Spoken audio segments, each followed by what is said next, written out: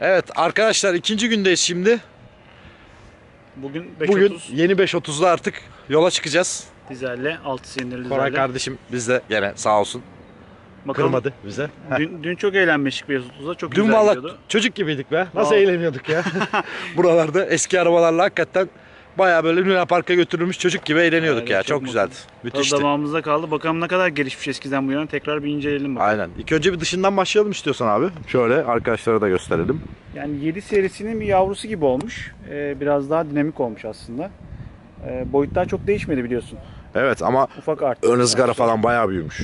Ön ızgara dediğim gibi 7 Farlardan gibi. büyük artık ya, Ve baksana. artık biliyorsun aktif ön ızgara var. Bunlar Evet. açılıyor.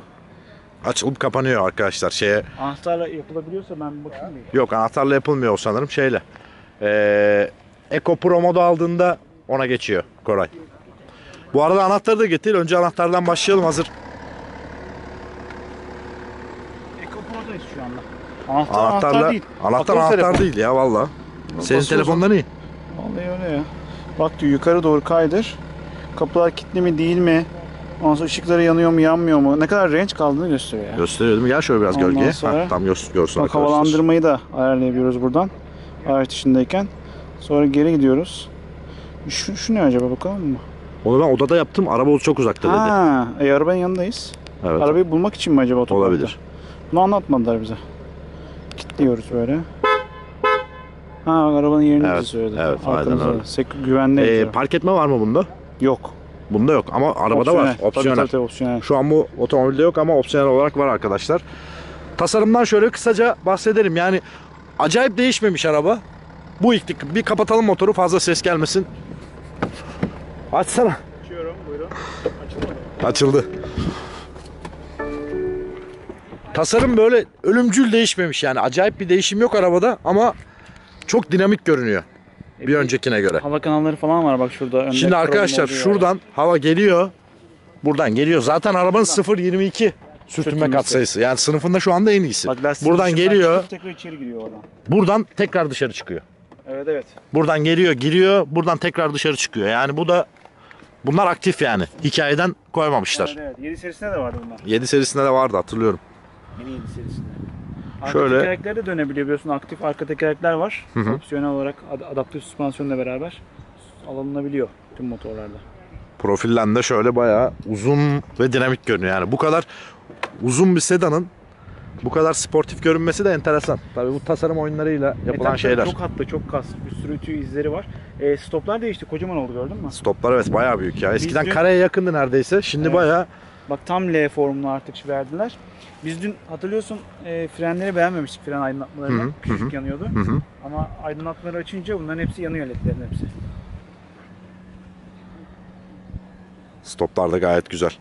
Bak, Stop ayakkabımız elektrikli biliyorsun. açılıyor. Ayakla da açılıyordur. Ayakla da açılıyor. Aynen öyle. Buradan kapanıyor mu kumandadan? Bas bakalım. Bununla kapanmıyor. Yok. Okey. Lastik ne var üstünde? Dunlop Sport Max var. Güzel lastik. Ben seviyorum bunu. Eba'da söyleyeceğim hemen. 200, bak şurada yazıyor. Nerede göre? Ha, Bak, 245 45 18. 45 18. 45 yanakta gayet konforludur. İçi çok güzel olmuş arabanın. Ben içini çok beğendim. Geçelim mi içine Koray? Acayip artmış ya. Bir kere koltuklar efsane olmuş. Şu dikişler, şu kapitoneler falan o kadar şık duruyor ki ve rahat da aynı zamanda. rahat. Dün biraz vakit geçirdik otomobille biz. Çok rahat. Kim bindi lan kumlu ayaklarıyla bu arabaya? Evet, Hemen. çıkmışlar. Bak konsoldaki şu dikiş izlerine falan bakar mısın? Şu dikiş izleri, yani hata yok. Dün aradık baktık o şu birleşim yerlerine Evet falan. ya baksana şunun hizalanmasına bakar mısın? Bak şu bardaklığın ve eşya gözünün olduğu yerde hizalanma süper. Bir de bak burada artık kablosuz şarj olayı var. Şarj var. Apple'da yok ama Apple'a da kılıf uydurmuş şahane BMW.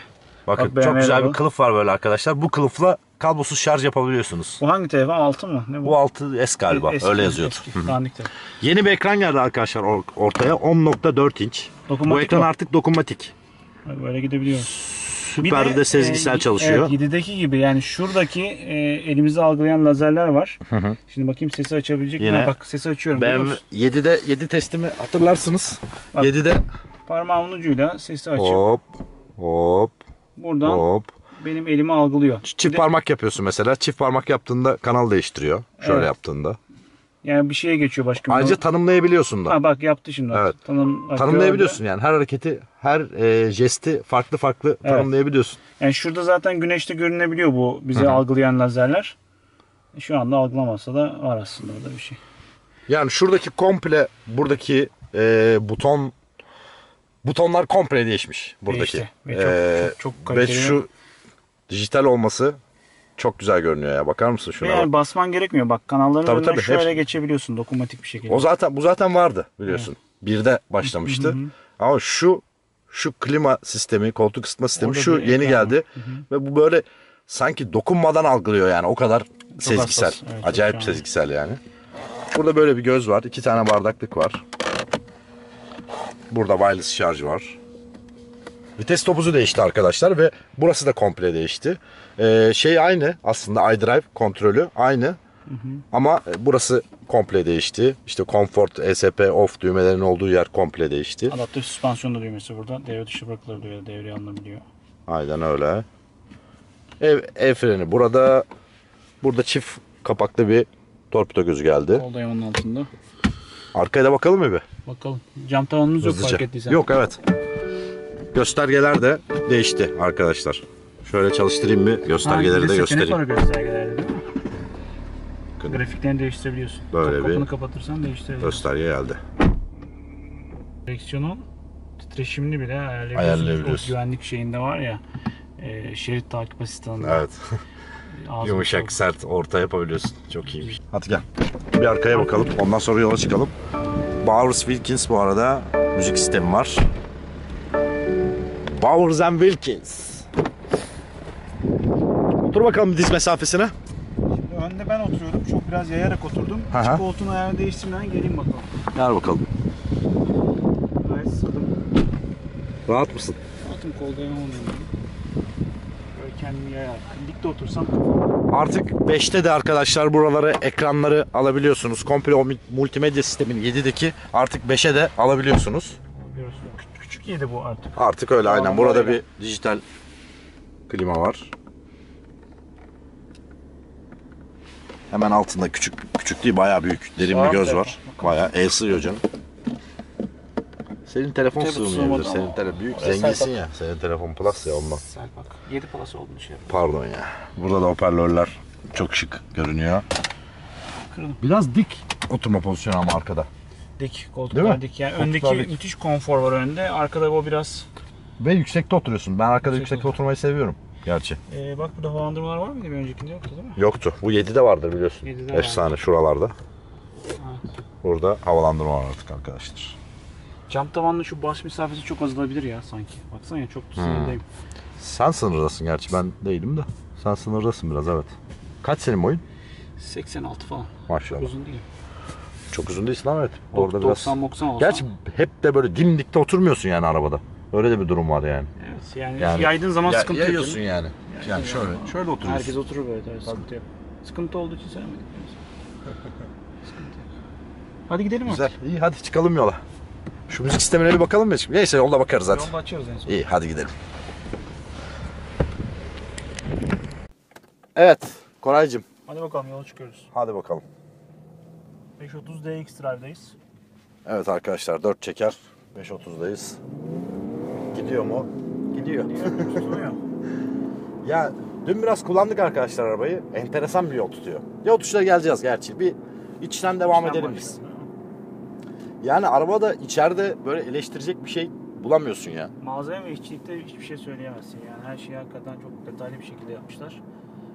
Onlar da zaten bu otomobilde o iddiadalar. Yani biz bambaşka bir otomobil tamam yaptık ama asıl konumuz konfor ve kalite hissini arttırmak diyorlar. Teknoloji de var tabii işin içinde. Teknoloji de Teknoloji seviyesi de acayip artmış. Tabii şimdi karşısında E gibi bir rakip olunca evet. mecbur Elindeki arttıracak bütün- abi zaten. Bütün kozları kullanmış elindeki. Kullanacak yani, yapacak bir şey yok zaten. Zaten bu ürünün başındaki kişi bizi hatırlıyorsan bugün başlattı anlattı. Dedi Aha. ki BMW'de ne varsa teknoloji anlamında, kalite anlamında bizim vitrinimiz yeni 5 serisi oldu dedi. Oturma pozisyonundan başlayayım ben abi istersen. Ön Sen de dün koltukların kullandın. Konforuna ne diyorsun? Ben uzun süredir bu kadar rahat, bu kadar konforlu bir koltuğa oturmadım, öyle söyleyeyim. Ev koltuğu dahil. Tamam onu diyeceğim. Televizyon koltuğu gibi ya. Çok Yani acayip. sök al. Çok acayip. Salona Hakikaten. koy. Evde oturursun yani yorulmadan. Müthiş bir şey Ya hakikaten. dün kaç kilometre geldik? Bay- 180. 180 falan geldik hiç. 180 geldi. Arabayla hiç yorulmadık yani. Acayipti. Yani iç mekanda dediğim gibi malzeme, işçi dikkati şahane. Ön koltukların konforu da çok iyi. Arabanın Masajlar konfordan bahsetmişken yalıtıma da değinelim abi. Yalıtım için özellikle çalışmışlar arkadaşlar. Ön camda bir akustik var. Tavanda bir akustik var. Yani sesi emebilecek özellikte yapmışlar bunları ve hakikaten araba inanılmaz sessiz gidiyor. Çok az bir yuvarlanma sesi geliyor. Onun haricinde acayip sessiz. Ama gaza bastığınız zaman da Motorun güzel bir motor sesi geliyor. Dizel sport- sesi geliyor. Sportif bir ses geliyor aslına bakarsan. Dizelden böyle güzel ses çıkması da bak. İnşallah Ya 6 silindir. geliyordur size. Evet ama yani güzel, sportif bir ses geliyor. Ya Şimdi BMW'nin 6 silindirler kullandık. Ya Böyle BMW'nin sesler gelmiyordu. Sıralı 6'sı çok güzel zaten. Güzel. Sportif bir tınısı var. Hiç dizel demezsin yani şu andaki ses zaten çok güzel. Sağ ol. Çok iyi yani. Bir de biliyorsun motor bölümü için özel çalışıldı. Sessiz olsun diye yani gürültü kabin içerisine yansımasın diye uğraştılar. Gürültü anlamında bir şey yok arabanın içinde. Yok. Baksana. Akıyor. Biraz yuvarlanma sesi geliyor ama O da çok sessiz- az yani. O çok da artık sessiz olduğu için çok tepon sessiz duyuyor. olduğu için geliyor zaten o da Tepon aslında. Öyle de bir durum var yani. Yani işte dediğim gibi işte bütün ön cam, tavan hepsi özel bir akustikle dizayn edilmiş. Onun haricinde arkadaşlar bahsettik bu teknolojik detaylardan. İçerideki en büyük yenilik bu ekran. 10.2 inç mi? 10.2 inç olması lazım. Ya 10.3 ya 10.4. Gel 3'e anlaşalım biz sen. İşte bağlayalım. Yani büyük bir ekran. Büyük ekran. Eskiden hatırlıyorsun bu konsol aslında dik geliyordu böyle Hı. ve yani yolcu ve sürücünün önünü bir kapatıyordu. Hı. Şimdi indirmişler hepsini, eğimli Evet, yapmışlar. bayağı bir eğimli hem de yani. Evet, önünü rahat görüyorsun, daha aydınlık görüyorsun. Üzerine gelmiyor. Ekranı mecbur koyacaklardı. Ekran için bir yer yapmışlar. Onu da çok şık yerleştirmişler. Yani Mercedes'te biraz emanet duruyor ama Evet, bunda yani bence daha şık Mercedes'te duruyor. mesela o soldaki dijital göstergeyi de almazsan ben geçen Continental'in sürüşünde işte gördüm onu. Burası analog gösterge, burası dijital. Tuhaf duruyor Acayip ama. garip duruyor. O yüzden o göstergeyi almak zorundasın yani. Bu arada yollar da efsaneymiş ya. Biraz bakalım mı? Hadi. Bir sport alalım arabayı. Okey.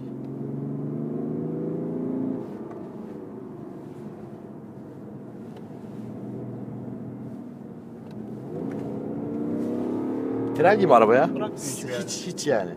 Hani şimdi daha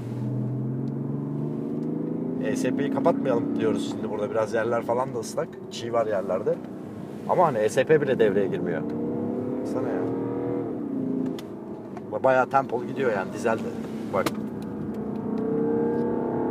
Oo, bayağı tren be. Hiç ESP falan devreye girmiyor. Sıfır. Vay vay vay. Neyse devam edelim. Yolun bazı bölümleri de ıslak bu arada yani ama hiç Çok iyi yol tutuyor değil mi? maşallah. Yani otomobil Çok hafifletildi iyi. aslında biliyorsun. 100 kilo daha hafif Evet. bir önceki nesle göre. Head-up display de değişmiş. Artık Evet. renkli bir daha head-up büyük. display var. 7 inç ya. Kocaman yani bayağı ekran gibi. Biraz Önünüzde. rahatsız etmiyor yani. Ben Büyük normalde olması. rahatsız olurum bak, açık söyleyeyim. Gözünün önüne Gözüm sürekli takılır. rakamlar. Evet ama bunda gözüm takılmıyor abi. Yani bunda almak istediğimi alıyorum, sonra tekrar yola dönüyorum. Ama Tabii. muhtemelen bir artık onun tonuyla mı alakalı, bir şeyle alakalı yani. Rakamların aralarında boşluk bırakıyorlar ya, oralardan zaten seçiyorsun. Senin önüne bloke olmuyor tüm rakamlar. Yani büyük olmasının avantajı olmuş. Dağıtabilmişler rakamları. Şu an ne görüyorum önümde söyleyeyim arkadaşlar. Hızı görüyorum, navigasyon bilgilerini görüyorum ama renkli hepsi. Ve işte kaç kilometreyle gidebileceğimi görüyorum burada işte maksimum. Tabelaları okuyor değil mi? Tabelaları okuyor aynen. Oraya da yansıtıyor. Bence güzel bir head-up display bu. Ben çok sevmesem de yani benim için ölümcül bir şey değil otomobilde. Olmazsa olmazım değil ama bu da rahatsız eden bir head-up display olmamış. Görüş açıları bana göre iyi otomobilin. Biraz arkada sıkıntı var. Biraz arkası küçük, Yani dar denebilir. Yani cam eğimli geliyor ya çok cam fazla. eğimli geldiği için zaten. Bir öncekinde onun çok bir farkı yok çünkü çizgiler çok değişmedi profilde, eğimlerde falan. Hiç virajda sen bir yaramazlık yapayım dedin ama olmadı değil mi? Yok hiçbir viraj değil. Zaten yaramazlık, pardon ya buradan niye kısıyorsam şöyle kısayım. Teknoloji. Virajlarda yaramazlık yaptırtmıyor abi. Yaptırtmıyor yani. Muhtemelen bunun arkada itişini kullanman lazım. Evet. O biraz işin Oynamaya içine yarar. eğlence katabilir. Biz gene konfortumuza geçelim. Hatta adaptifi de açalım. Adaptifi aç. Adaptifin çalışma şeyine ne diyorsun, karakterine? Bir kere pratik yönetiliyor buradan zaten. Çok Hepsi pratik. sürücünün elinin altında. O çok iyi. Eskiden arardın, ederdin, o olurdu, bu olurdu. Şu anda çok güzel abi. O açıdan müthiş yani. Şurada tık tık tık tık. Hepsini arkadaşlar vitesin hemen solundaki düğmelerden, ilk arabaya binerken gösterdiğimiz düğmelerden ayarlayabiliyorsunuz. Bak şu an parke taşlı bir yoldayız. Şimdi süspansiyona geçebiliriz abi. Yani şu anda çok kısık sesle konuşmamıza rağmen Hı. net bir şekilde birbirimizi duyabiliyoruz. Yani süspansiyonun sürümlemesi çok Bak. iyi. Ve şu an hızlı Hissetmiyor. 60'la gidiyoruz burada yani. Hızlı gidiyoruz yani aslında bakarsan. Zıplaya hoplaya Bak gitmiyoruz şimdi, yani. evet şimdi 50'ye düşelim. Bak. 40'a düştüm. Bayağı bir İyice bozuk sesi bir yol açıyor. burası arkadaşlar, bakın yani. Hem parke hem yamuk yumuk bir Hem parke. parke hem yamuk yumuk hem sık sık Tarla çukurlar gibi, şu var. an Bayağı tarla. bildiğin tarla gibi aynen. Sol- Bence Mercedes'e göre süspansiyonu çok iyi. E'ye göre. Ya bir şey söyleyeyim mi? Karşılaştırırsam. BMW'de zaten bir karakter vardı ya, sportif sert süspansiyon vardı. İşte bu rahatsız ederdi kimi zaman falan. Adamlar tamamen bunun üzerine yoğunlaşmış gibiler. Yani biz Aynen. bu sportifliği koruyalım ama konfor ekleyelim demişler. Epey de Aynen eklemişler. öyle ha. eklemişler. Yani dediğin çok doğru abi. Yaptıkları iş bu aslında. Yani sportifliği koruyarak konfor eklemişler. Ama E'nin hakkını yemeyeyim. Şu açıdan yemeyeyim. E'nin adaptifini kullanmadım. Yalnız o önemli değildir. E'nin adaptifini kullan. Yani benim laflar, benim esprilerle Ama Koraycığım. sürekli sesi açıp kapatıyorsun onun Ha için. pardon. Yanlış anlama. Baba yani E'nin adaptifini kullanmadık. E'nin adaptifini kullanmış olsak aslında tam doğru konuşabiliriz şu anda. Evet. Yani E'de de işte zaten Mercedes de aynısını yapmaya çalışıyor, tam tersini. Yani onun aşırı bir konfor var. Var. O da sportifliğe ulaşmaya oynamaya çalışıyor. Yani bütün markaların yaptığı şey bu aslında. Birbirlerinden hep eksiklerini pay tamamlıyorlar. kapmaya çalışıyorlar aslında. Ama Müşteri yani kapmaya BMW 5 çalışıyorlar. serisi şu anda bayağı zirvede. Bence araba çok olmuş. Çok olmuş değil mi? Vallahi çok olmuş. Yani herkes şunu söylüyor aslında, ilk attığımız fotoğraflar altına yorumlar geliyor. Zaten çok güzel bir otomobildi. Onun bir ayarlarını yapmışlar, son bir rötuşlarını yapmışlar, yontmuşlar ve ortaya tamam eser budur deyip koymuşlar diyorlar. Aynen öyle. Yani yapmak zorundaydı zaten. E'nin karşısına çok güçlü bir şey çıkartmak zorundaydı. Çıkartmış da. Ama bunu işte söylediğimiz şeylerle, sportifliği koruyarak yapmış. Konforu arttırarak yapmış. Bunlar tabii çok çok büyük artılar aslında. Yani hatırlıyorsun, dün de aslında bindik bütün 5 serilerine, birinci nesilden itibaren. Yani her bir nesil geçişinde bayağı çağ geçiyordu. Tabii. Şimdi bir öncekine göre, şimdi bir öncekini kullanan bir insan ya da çok alışmış bir insan buna bir baktığında bir çağ atlamış gibi hissetmeyebilir. Aynen Yani çok öyle. acayip bir tasarım değişikliği varmış gibi gözükmüyor.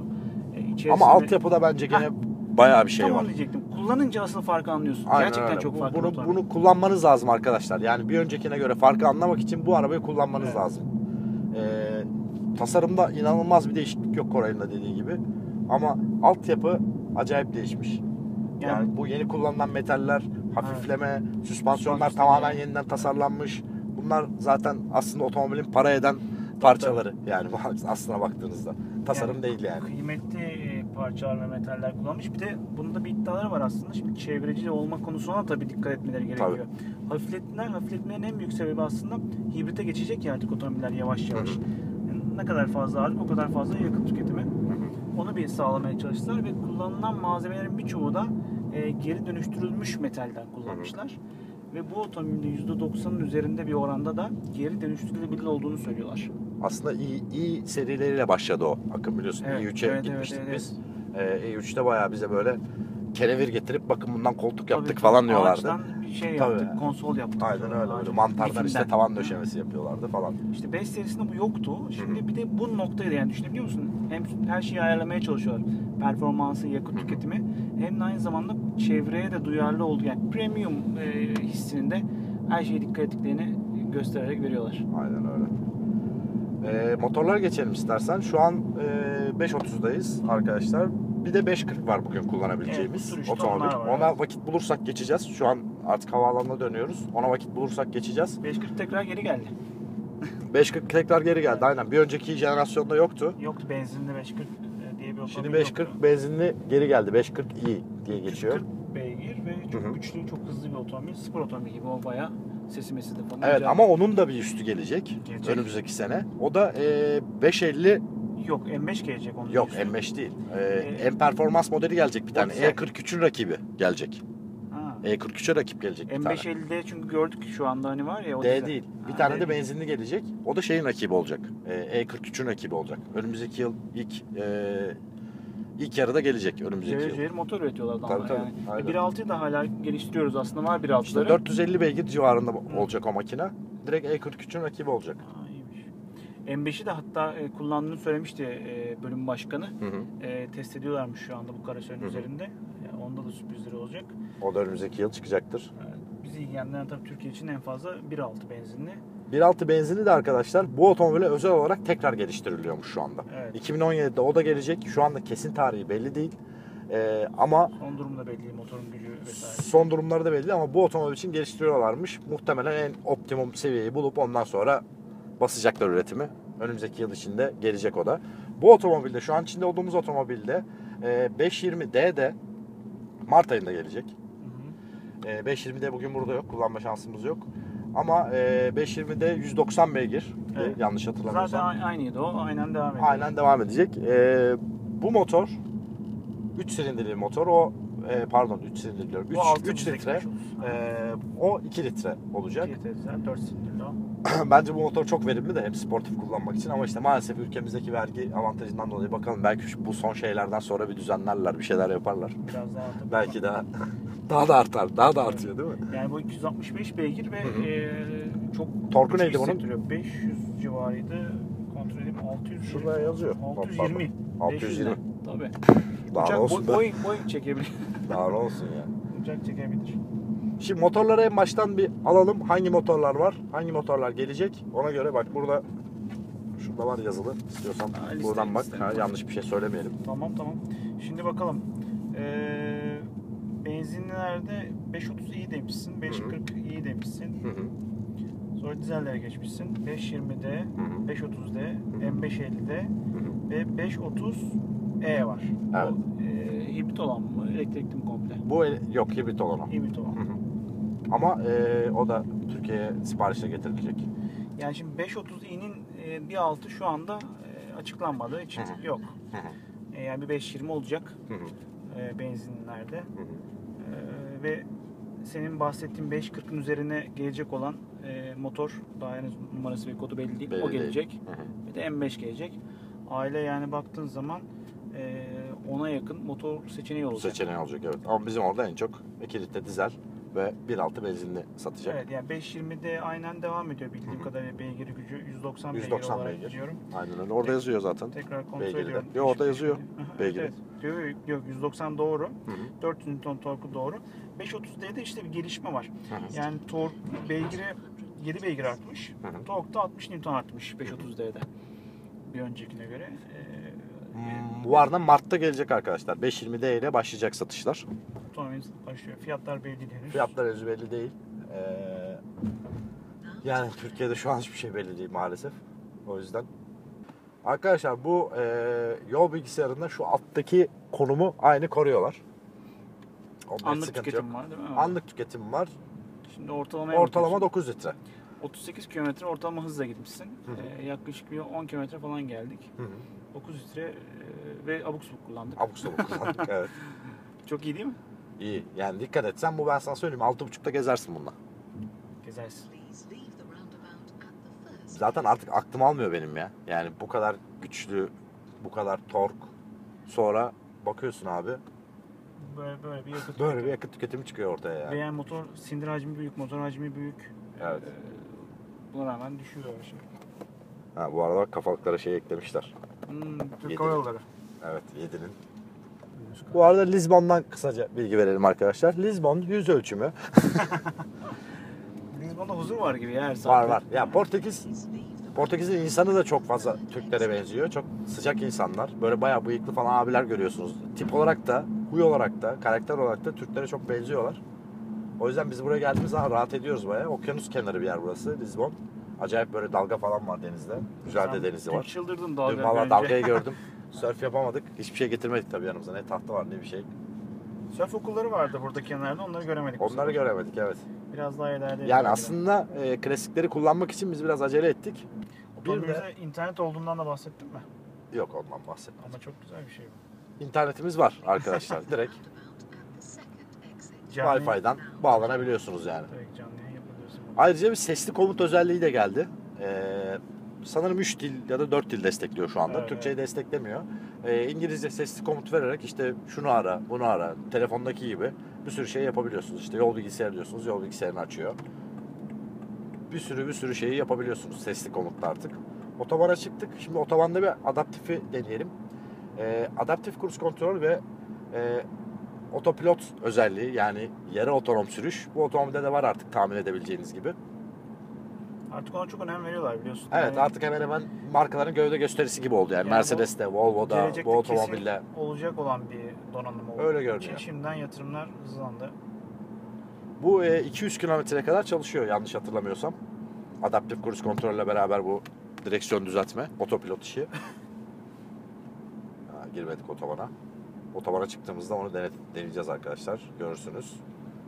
Dün biraz denedik. Şahsi fikrim Güzel çalışıyor. E kadar iyi değil, Volvo kadar, yani E ile Volvo'nun arasında bence. S90 ile E serisinin arasında bir yerde Yani çalışıyor. hakikaten çok gelişmiş bir E2 çok iyi sistem. çalışıyor. Hakikaten öyle. Bunda mesela 2 tane şerit değiştiremiyorsun. Ben değiştiremedim en azından. E'de değiştiriyordum. Evet, sinyalle şerit değiştirme var arkadaşlar Eliniz bunda. direksiyona Yani elinizi değmeden. direksiyona dokundurmadan sinyal kolunu hafifçe sağa ya da sola iterek, sağ ya da sol şerit müsaitse kendi direkt değiştiriyor. Evet, ne kaldı abi? Motorlardan bahsettik, performanstan bahsettik. Direksiyon nasıl hissettiriyor sana? Yani çok Direksiyon var ya, nasıl hissettiriyor biliyor musun? Tam böyle spor otomobili gibi hissettiriyor abi. ya Müthiş ya. Ben beğenmedim direksiyon işini. Sert. Evet. Bazılarının hoşuna gitmeyebilir. Evet. tam onu Ama diyecektim benim hoşuma gidiyor. Yani aslında bakarsan tamam çok güzel, çok dinamik, çok sportif ama Evet. aması var. Var. Yani bu kadar sertliği bu sınıfta herkes istemeyebilir. İstemeyebilir. Tamam. Konfor aldığında bile çok yumuşamıyor. Uyumuşamıyor. Ben istiyorum abi. Sen kabul. Yani, Yani- 3 serisindeki gibi sert. Hani bu şimdi 7 serisinin aslında bir küçük yavrusu ya. Evet.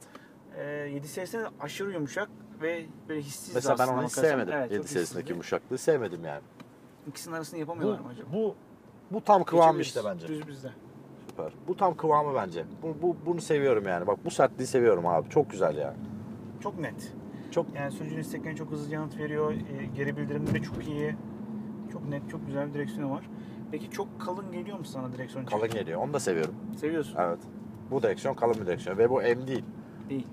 540'ta M direksiyon vardı. Bu M değil. Ama seviyorum. Kalın direksiyonu seviyorum. Direksiyon ısıtmanın düğmesine ne diyorsun? Direksiyon ısıtma düğmesi şurada arkadaşlar. Artık Şu anda göz oradaki önünde. kamerayla görüyorsunuzdur. Evet. Eskiden arıyordun böyle aşağılarda Evet, bir yerlerdeydi. aşağılarda bir yerlerdeydi. Şimdi görüyorsun artık. Ya bu iş düşündüm ben dün toplantıda anlatırlarken. Mantıklı yani. İlk başta garip gelmişti ama mantıklı. Şeyden mantıklı. Hiç kullanılmayan bir yer orası. Evet, yanlış Anladın mı? Yani, kademezsin. yani elini koymayacağın, ne bileyim. Hop abla. Su kanalı. Elini koymayacağın falan bir yer. Yani o yüzden mantıklı oraya konulması. Güzel. Evet. Kötü değil yani hiçbir Yani şekilde. direksiyon üzerindeki düğmelerin boyu da çok güzel ayarlanmış. Rahat bir şekilde hani aramıyorsun. Evet, Tam bir şey parmak falan. boyunda. Çok iyi yani, kontroller falan. Bakmadan da Hiçbir yönetebilirsin. şekilde zorluk yok.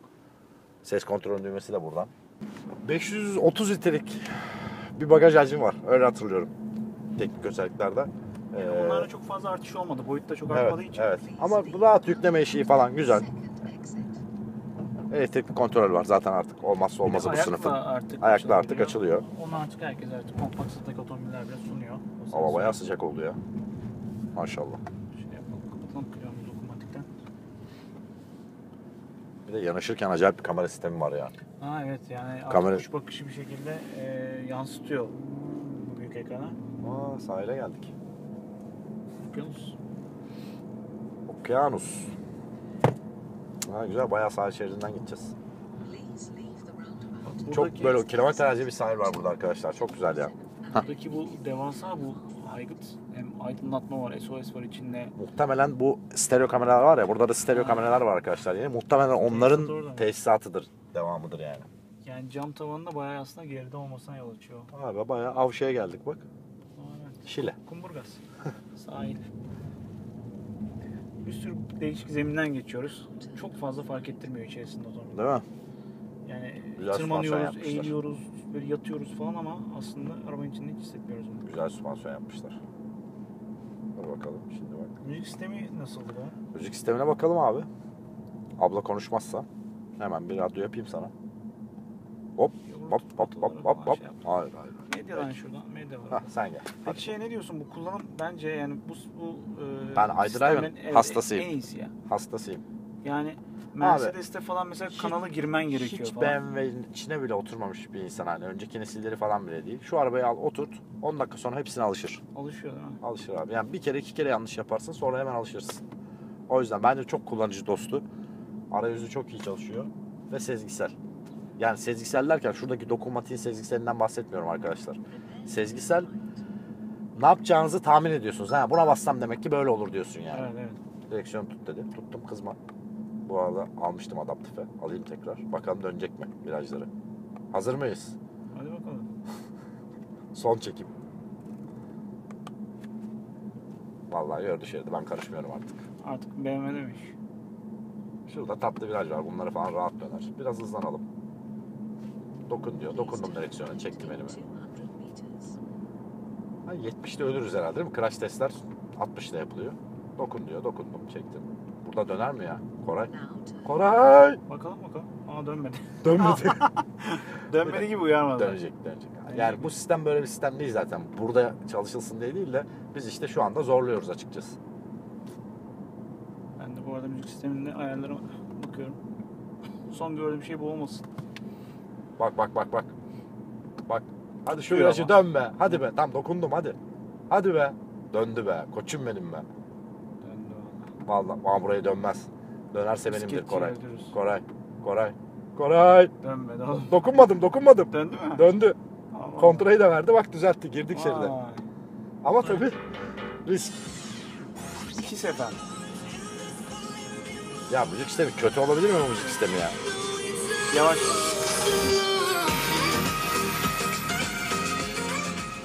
Bir dakika bakacağız müzik sistemine. Dur şurayı dönelim dur. Dönüyor mu gene? Çok alıştın. Böyle mi gideceğiz zamanında? Abi dur bak. Dokunuyorum bak çekiyorum elimi hemen. Bak. Dokunmanı istiyor Hop. çünkü dediğin gibi sen dedin ya arka Arkadaşlar, koltuğa mı geçtim acaba ne Evet yaptım? yani Onu kalp anlamadım. krizi mi geçirdiniz burada? Arka koltuğa mı geçtiniz? Ne yaptınız? Onu öğrenmek için aslında dokunun diyor arada bir direksiyona. Şöyle dokunmak, şu kadarlık dokunmak yetiyor. Mesela Mercedes'te ve Volvo'da böyle değil. Böyle. Bayağı böyle iki elini onda yapıştırıyorsun dokun resmen. işte. Bunda şöyle dokunuyorsun hemen algılıyor. Sıkıntı yok. Abi, tam olarak durabiliyor adaptif cruise kontrol. Sonra tekrar Öndeki- hareket ediyor. öndeki Öndeki aracı durduğunda. Yani siz hiçbir şekilde gaza frene basmıyorsunuz. Harekette veya durmada. 200 kilometreye kadar da çalışıyor bu sistem arkadaşlar. Gene bak dalgaların olduğu yere geldik ya. Bugün daha mı az var? Bugün daha az var evet. Ama var yani. Balık tutuyorlar. Surf yapsanız amca. Ne balığı ya? Koray! Kış Koray! kıyafeti soğuk oluyor. Dön Koray! ya, saat çok zorlamasak. Dönüyor abi al işte bak. Allah Allah ya. Bak. Allah Dokundum. dönüyor. Anam. Koray. Döndü tamam. Evet arkadaşlar bu da böyle. Hadi Kendine müzik iyi. sistemine de bakalım. Aç Bitirelim bakalım sesi. ufaktan. Açıyorum. Kiss FM, your number one hit music station com este falso alarm. O tema de Matoma com Becky Hill. Passam agora 12 minutos do meio-dia ao Ya meio-dia. kötü olabilir mi müzik sistemi Sen yani? istiyor duş. Até lá ainda passa aqui uma... Eyvah eyvah. Bak ellere bakıp alkışlayabiliyorsun mesela. Ha onun için miydi bu sistem? Bu onun için tamamen. Ha, Tabii, düğüne tabii. geldik, oynamaya Tabii, geldik. Haydi bakalım kına. Kınamız da var. Oh. Aa ne güzel şarkı. Hadi hep beraber. Dış, değil mi? Son şeyler. Alkışlamak için bu. Bak bayağı dönüyor. Oh. Na na na na na. Na na na na na na na. Yo la conocí, en un taxi yo la conocí. Le dije, tú tienes novio. Ella Ah, dijo mira, que çalıyor sí, bak. ¿cómo así? Entonces, ¿qué tú haces por aquí? Tú me lo paraste. El taxi siente... Hadi bitirelim. Hadi bakalım. Görüşürüz. Arkadaşlar hop. Arkadaşlar iki elle bitireceğim. İki elle İki el görüşürüz havada mı? diyeceğim. İki el havada. Bisikletçiyi öldürmezsek. Burada da büyük büyük cezası dava var ha. açarlar Büyük yani. davası var. Cezası var valla. Öldürdüler. Bisikletçiye bir şey. Hop Bence- bak gördü. Gördün Gördü mü? valla araba zannetti ya. Bisikletçi Kırmızı öldü. yandı söndü Evet. araba zannetti. Fren mi yapacak, şey yapacak? Eğer vakit bulursak 5.40'ı kullanacağız. Vakitten ya da 5 Onunla da olursak. onunla da bitirebiliriz. Yani 5.40'ı bulursak diyelim. Yakalayalım Yolda bir ama. yerde yakalarsak 5.40'ı da kullanacağız öyle bitireceğiz. Bulamazsak eğer ne oluyor orada? Aa çekim var ya. Aa maya maya. Çekim var. Hoppa. Evet arkadaşlar. Beğenmeyi, yorum yapmayı unutmayın. Beğendiyseniz beğenmeyi, yorum yaptıysanız yorum Yorum yapmayı. yapmayı unutmayın. Abone olmayı da unutmayın kanala lütfen. Daha güzel videolar gelecek. 5.40'ı yakalarsak çekeceğiz. Eğer yakalayamamışsak bu zaten videonun sonudur. Anlayın. Evet. Görüşmek üzere. Ben şimdi Görüşürüz. Kore'ye şurada bir çekim var. O çekime götüreyim. Onu Aa, çok bir şey yaptı bir şimdi. bakalım. Ne var şurada? Utanmıyorsun Hadi işte. bakalım. Hadi bay bay. Hadi görüşürüz.